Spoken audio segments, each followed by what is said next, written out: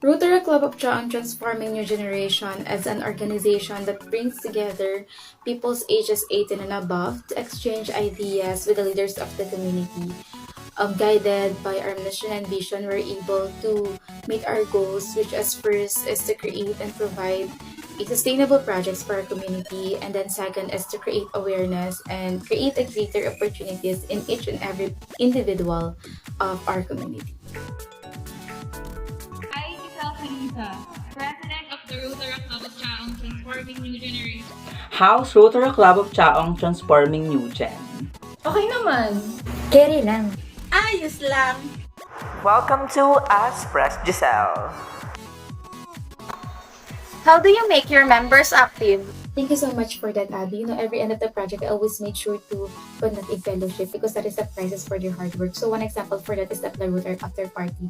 After a long months of preparation for the Plarotarak, so yun na yung naging prizes nila dun sa hard work na yun. So, minsan nag-specify din tayo ng mga fellowship only natin like yung GA and also the team building kung saan mas nabibuild pa yung samahan natin and also as yung relationship natin as a family. So, na-apply din natin yung 1+1 policy na ginawa natin kung saan yung mga bagong recruit na members natin isadala natin doon sa mga fellowship only lang natin and also para makilala nila tayo and also as The club, how do you help your community?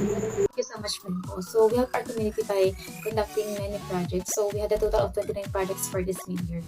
And to be honest, hindi lahat yan sustainable. So, we still have a plan na mag-conduct ng projects na sustainable din. So, sa tingin ko, yung isang sustainable project na maipapakita natin is yung EduAction, kung saan pa 2 taon na natin siyang kinoconduct. So, for this year, isaturo naman tayo ng by-session sa mga bata na pumasa at sumulat.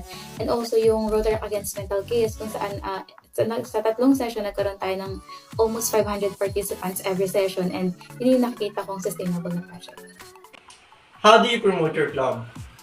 For that question, a club in order to grow must be well known by the community. As such, every project is nag-print tayo ng trampolines and also naglalagay tayo ng logo natin dun sa mga products na pinamimigay natin sa community. And also, nag-post din tayo ng kaganapan natin sa social medias like yung sa FB, IG, and Twitter account natin. And also, nagpa-plan na rin tayo na mag-create ng TikTok accounts and also YouTube accounts para mas malayo at mas madami pa yung ma-reach natin community. Being a club, in majority of the members are still students. How does your club enhance or develop their professional careers? Hindi lang tayo students. I believe that these students have their own skills and abilities na I always make sure na showcase nila and magagamit nila every project. So, siguro yung isang project na na-conduct natin na nagpakita ng skills and talents is yung LTS or the Leadership Training Seminar natin, Rotary Actors, and also yung 2 interacts natin na, diba, doon ipakita nila yung hidden talents nila and also yung hidden skills nila. Since most projects entails the need for a budget, how does your club raise funds? Thank you so much, Jen, for that question. So, our club conducted AGPs every event. If given a chance, nagpipinan tayo ng pins and bags and other products logo natin para mapakita natin sa community kung ano at sino tayo. So, we still have a plan to continue raising more IGPs lalo na this Christmas na mag-launch tayo ng Suit for a Cause project.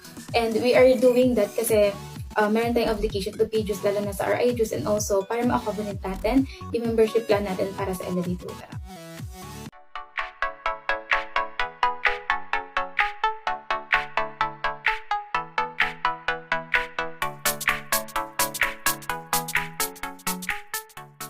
You know what? I believe that our club is going stronger as the month pass by. Kasi despite our busy schedule as a students, nagagawa pa rin nating magsama-sama at makakreate ng projects sa community natin. And also, meron pa rin tayong connection sa RC natin and also sa 2 interactors natin. And I know that conducting and creating a project is not easy, but with the help of everyone in the club, nagagawa pa rin natin at makakaya natin mag-spread ng positivities, hindi lang sa club natin,